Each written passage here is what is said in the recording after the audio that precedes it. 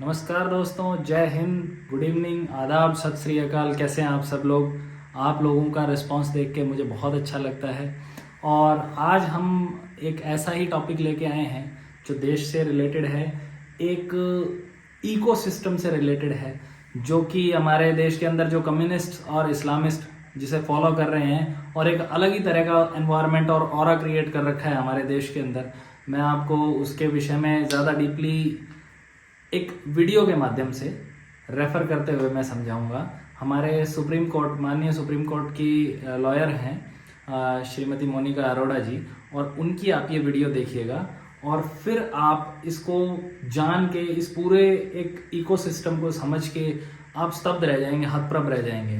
तो आप ये वीडियो देखिए। ये जो इकोसिस्टम है ना, कम्युनिस्ट और इस्लामिस्ट का, जो 1947 से चल रहा है, इसके कार्य कहीं ना कहीं दिखते हैं कि सक्सेसफुल और सफल हो रहे हैं। इकोसिस्टम क्या है? हम लोग सब क्या है, एक ही काम में लग जाते हैं। अच्छा, ये ऐसे कह रहे हैं, हम इनको देखते हैं। ये लोग जो काम करते हैं ना, क्योंकि मैं तो जेएनयू की वकील भी हूँ, तो अपने भाई बहनों से ज़्यादा तो इनके साथ ही रोज रहती हूँ, सुबह से शाम तक। कल कोर्ट में भी इनके सामने ही खड़ी रहूंगी, क्योंकि रोज केस करते हैं और रोज मैं सामने जेएनयू की ओर से होती हूँ।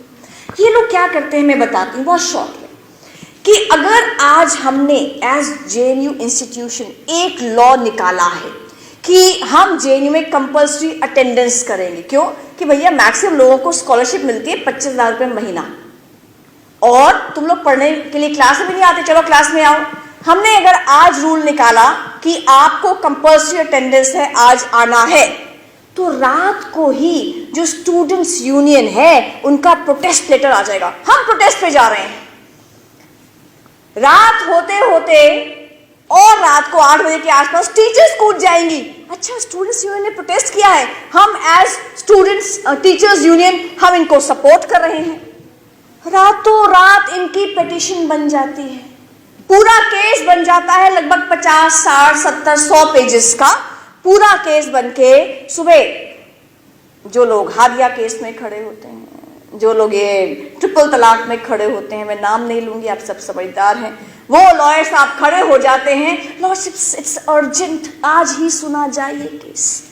अर्जेंसी मेंशन करके सेम डे लंच से पहले केस लगवा लेते हैं। सेम डे, बाकी के केस लगते हैं 3 दिन में, इनका लगता है सेम डे। केस लगता है तो हमें एक कॉपी सर्व होती है कि मोनिका जी ऐसे केस फाइल हुआ है, आप आइए। 1 बजे के आसपास केस लगा, हम लोग कोर्ट में गए, सामने जज साहब हैं, वहाँ वकील साहब खड़े हैं, यहाँ हम खड़े हैं, वो आर्ग्यूमेंट करना शुरू करते हैं। हम कहते हैं भाई कॉपी आपने अभी दी है, आप अब कम से कम 2 दिन दीजिए, हम इंस्ट्रक्शंस लेकर आएंगे। तो जज कहते हैं कि ठीक है, आप इंस्ट्रक्शंस लेकर आइए, मैं कल दोबारा केस पोस्ट करती हूँ। जज साहब कहते हैं, हम जैसे ही लंच में अपनी चेम्बर में आते हैं, वायर, स्क्वेंट, स्क्रोल, जितने भी इनके हैं ये पत्र ऑनलाइन, उन पे 5-5 हजार वर्ड्स के आर्टिकल्स बने हुए आ जाते हैं नुपुर। और क्या आ जाते हैं? उनके वकील साहब ने ये बोला, उनकी पिटीशन ये रही, जेएनयू तो बेचारा कुछ बोल ही नहीं पाया।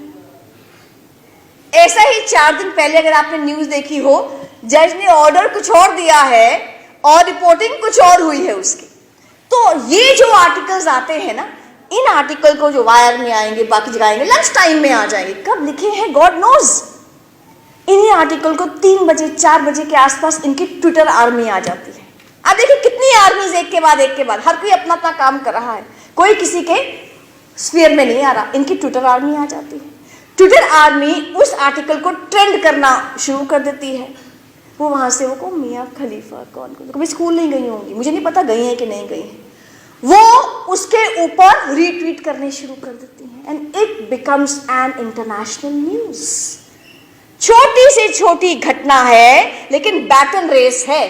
एक इनका स्टूडेंट्स यूनियन है, एक इनका टीचर्स यूनियन है, एक इनके ड्राफ्टिंग एडवोकेट्स है, वो बैटन पकड़ाते हैं आर्ग्यूइंग एडवोकेट्स को, वो पकड़ाते हैं ट्विटर आर्मी को, वो पकड़ाते हैं और आर्टिकल्स लिखने वालों को, वो आगे बैटन पकड़ाती है सेलिब्रिटीज को, इंडिया की Swara Bhaskar etcetera etcetera etcetera, वो पकड़ाती हैं आगे Rihanna, Mia Khalifa etcetera etcetera, और ultimately it becomes international news. हर कोई अपने अपने स्फीयर का काम कर रहा है। स्लीपर सेल्स होते हैं ना, स्लीपर सेल्स टेररिस्ट के बारे में आपने सुना होगा। ऐसे ही स्लीपर सेल्स काम करते हैं।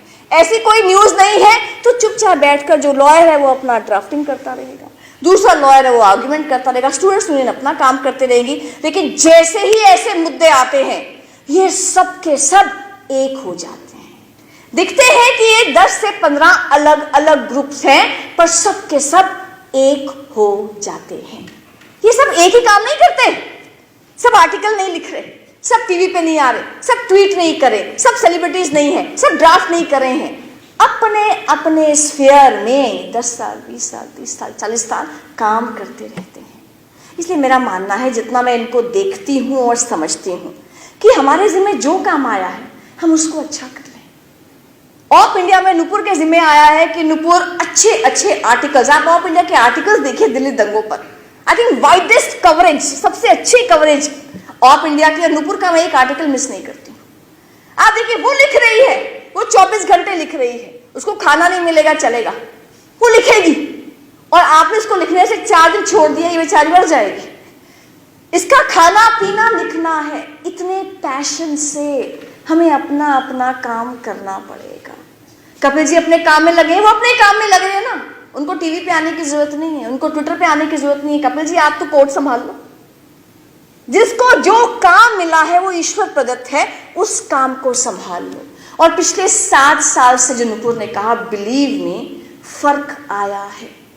फर्क कैसे आया है? If I can say so on record, कि पहले हम जब 7-8 साल पहले कोर्ट में खड़े होते थे और सामने से XYZ लॉयर्स आते थे, हादिया के लॉयर्स, यू नो रोहिंग्यास के जो खड़े होते हैं वो लॉयर्स आते थे, जजेस भी, यस मिस्टर व्हाट, मतलब हम तुम्हारी क्या मदद कर सकते हैं, कैसे कर सकते हैं, थोड़ा सा एक रहता था।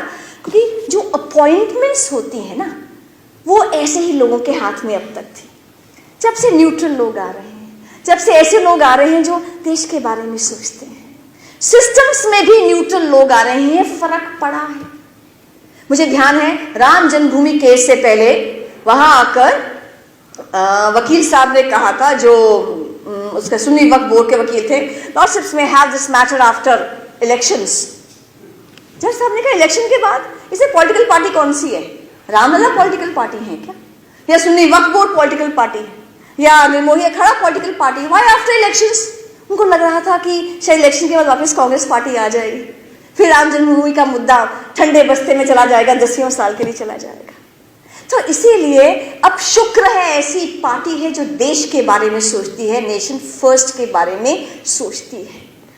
वरना यहां तो किताब छापनी ही एवरेस्ट चढ़ने बराबर हो जाता है। हमने क्या किया था, किताब ही तो छापी थी, ब्लूम्सबेरी ने किताब छाप दी, पर सडनली ये पूरा इकोसिस्टम एक्टिव हो गया, इंटरनेशनल लेवल तक एक्टिव हो गया। अरे ऐसी किताब कैसे आ सकती है जो कहती है कि हिंदू मरे, जो कह सकती है एविडेंस के साथ कि मुस्लिम्स ने मारा, ऐसी किताब कैसे आ सकती है? हमने कहा डिबेट कर लो, डिस्कस कर लो, हम उन घरों में आपको लेके चलते हैं, उन विक्टिम्स के नाम बताते हैं कौन कौन मरा और कैसे कैसे मरा। लेकिन सुनने को तैयार नहीं, क्योंकि इस्लामिस्ट और माओइस्ट फोर्सेस जिस दुनिया से आती हैं वहां डेमोक्रेसी नहीं है। किसी भी अरब कंट्री में डेमोक्रेसी नहीं है, किसी भी माओइस्ट कंट्री में डेमोक्रेसी, चाइना में देख लो, नहीं है। तो इनको तो पता ही नहीं बेचारों को डेमोक्रेसी होता क्या है। इसलिए 2020 में जब ये सीए के विरोध में प्रोटेस्ट कर रहे थे, इन्होंने अपने सामने 2 चीजें रख ली थी, डेमोक्रेसी और कॉन्स्टिट्यूशन ऑफ इंडिया। यानी हमें अभिव्यक्ति की स्वतंत्रता है, हमें राइट टू प्रोटेस्ट है, एनीवेयर एंड एवरीवेयर। सड़कें जाम करेंगे, शाहीन बाग जाम करेंगे। तो तिरंगे को हाथ में रखकर, डेमोक्रेसी का नाम लेकर और अभिव्यक्ति की स्वतंत्रता का नाम लेकर ये प्रोटेस्ट करते रहे। प्रोटेस्ट करते करते पहले यूनिवर्सिटी से शुरू हो गए, फिर औरतों को सामने किया, फिर उनको रेडिकलाइज किया शाहीन बाग में, अल्टीमेटली जाफराबाद में जाकर जाम कर दिया और पत्थरबाजी शुरू कर दी, राइट्स शुरू कर दिया।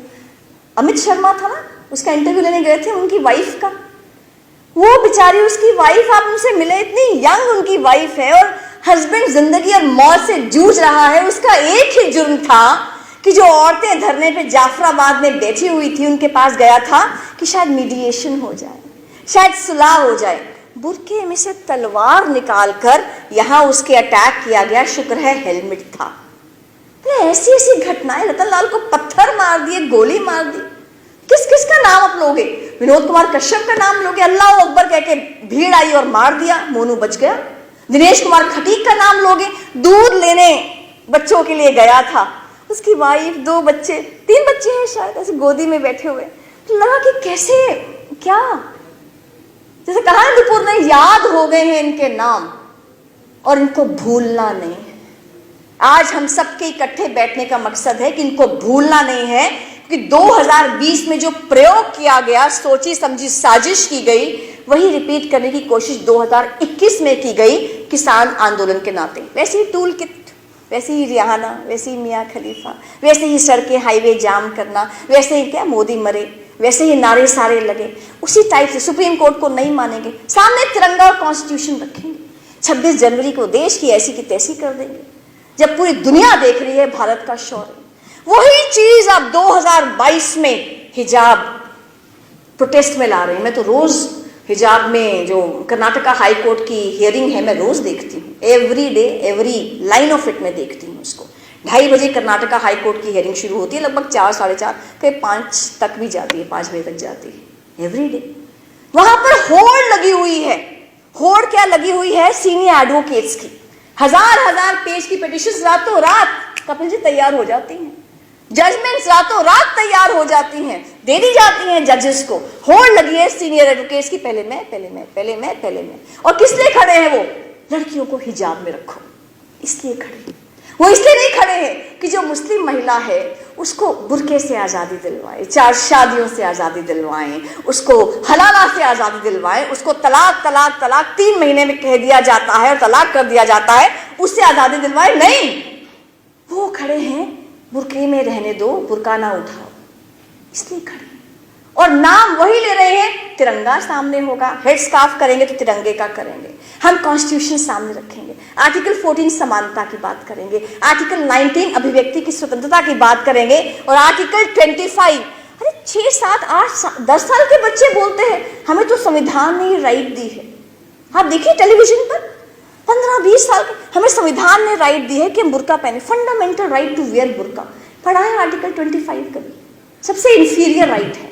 वो कहती है कि subject to public order, health and morality and subject to all other rights you have right to freedom of religion. यानी आप, समानता है आपके पास, सम्मान है आपके पास, डिग्निटी है आपके पास, सारी राइट्स है आपके पास, उसके पब्लिक ऑर्डर, पब्लिक हेल्थ, इसको नुकसान नहीं होगा, तब आपके पास राइट टू फ्रीडम है।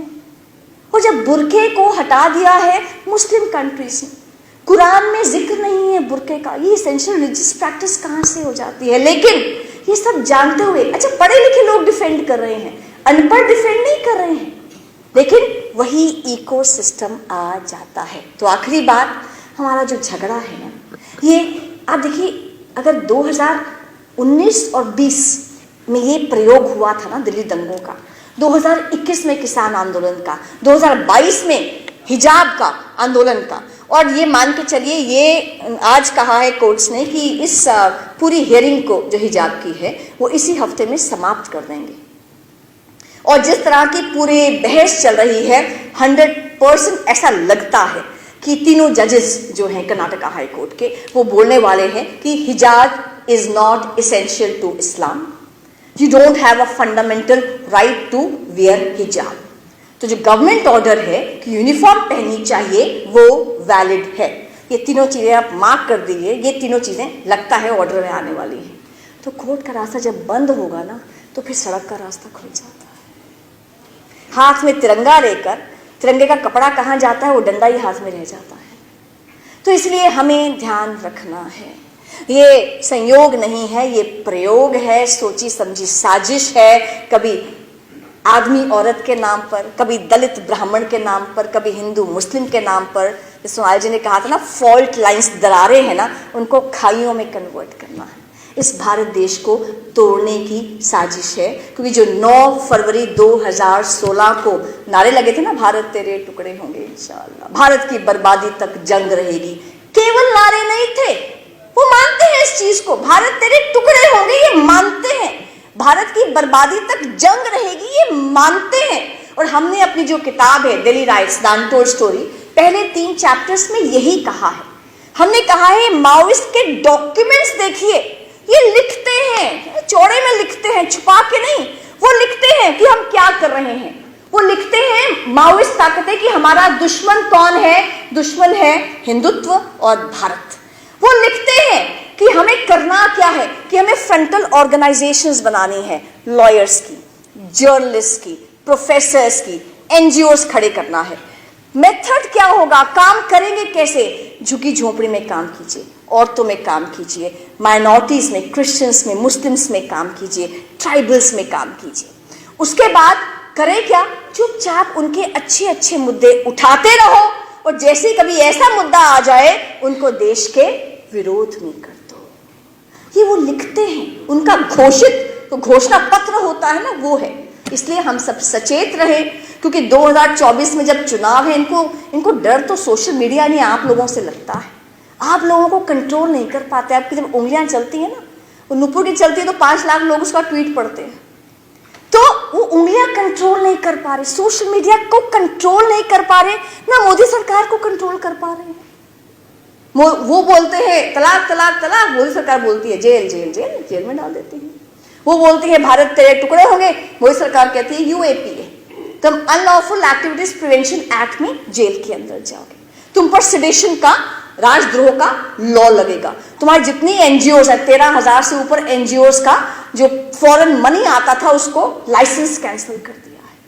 तो इतना इन पर दबिश हो चुकी है ना कि इनको समझ नहीं आ रहा हम क्या करें।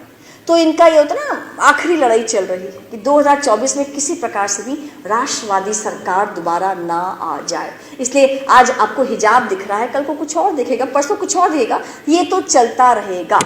हम क्या कर सकते हैं, आखिरी बात तो यही कर सकते हैं, इस पूरे इकोसिस्टम में हमारी जो भूमिका है हम उसको अच्छे से करते रहें। हम एज जिया, हमें लगता है कि अवेयरनेस का काम होना चाहिए। तो इससे पिछले सैटरडे को 4 दिन पहले हमने यूनिफॉर्म सिविल कोड पर किया था, एक रिटायर्ड जज साहब को बुलाकर ऑनलाइन किया था। उसके एक सैटरडे पहले हमने हिजाब कंट्रोवर्सी पर किया था। हम लगातार कोशिश करते हैं इन मुद्दों पर लोगों को अवेयर करें। इसलिए ये बात कह के ख़त्म कि जो हमारा प्रयास हम करेंगे कि आज मैंने सूर्य से बस ज़रा यूं ही कहा, आपके साम्राज्य में इतना अंधेरा क्यों रहा, तम तमाकर वो दहाड़ा, मैं अकेला क्या करूं, तुम बेफिक्रों के लिए मैं भला कब तक लड़ूं, आकाश की आराधना के चक्रों में मत पड़ो, संग्राम यह घनघोर है, कुछ मैं लड़ूं कुछ तुम लड़ो। तो देखा आपने कितना एक षड्यंत्रकारी तरीके से इसको पूरी तरह से प्रोपेगेंडा है, हर तरीके का मतलब सपोर्टिव सिस्टम और बैकअप सिस्टम, इस चीज़ों को ये देश के अंदर ऐसा माहौल क्रिएट करने के लिए प्रॉपर एक पूरा का पूरा एक यानी अलायंस है इनका। और इसी चीज़ों को सपोर्ट करने वाली बहुत सी ऐसी पॉलिटिकल पार्टीज भी जो अपना राजनीतिक उल्लू सीधा करने के लिए इन पिल्लों को पाल रहे हैं।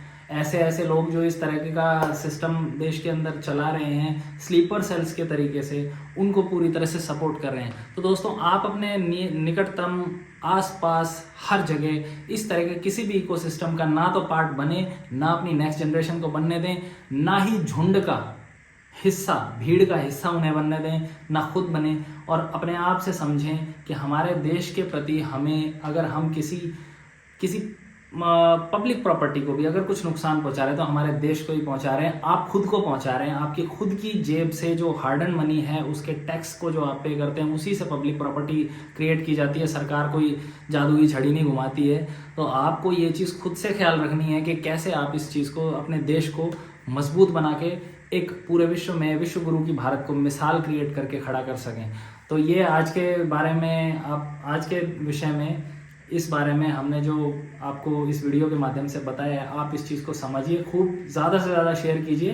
देखिए, अलग अलग मत हो सकते हैं, लेकिन ये जो एक सैद्धांतिक रूप से जो ये सिस्टम चल रहा है ना, ये ऐसा ही चल रहा है, एक्चुअल है ये। और पीछे का आप पिछले 10 से 15 साल का अगर आप ट्रैक रिकॉर्ड उठा के देखेंगे तो बिल्कुल ये का यही आपको अपने आप से सब चीज़ें समझ में आने लगेंगी। पर थोड़ा सा कुछ कम हुआ है, ठीक है। तो आप आगे अपने 2024 के जो इलेक्शंस आए उसके अंदर अपने आप को समझदारी से, सोच समझ के उसके अंदर पार्टिसिपेट कीजिए, अपना वोट कास्ट कीजिए। इसकी पावर जो है वो सबसे ज़्यादा है आज के तारीख में। और आप इस वीडियो को ज़्यादा से ज़्यादा शेयर कीजिए, सब्सक्राइब कीजिए और लाइक कीजिए। आपके लाइक्स मिलते हैं, आप जो शेयर करते हैं इसको, मेरा उतना ही ज़्यादा दिल उत्साहित होता है और मैं और आपके लिए कुछ ना कुछ नया लाने के लिए प्रयासरत रहता हूँ। तो ठीक है दोस्तों, इजाज़त चाहता हूँ। नमस्कार।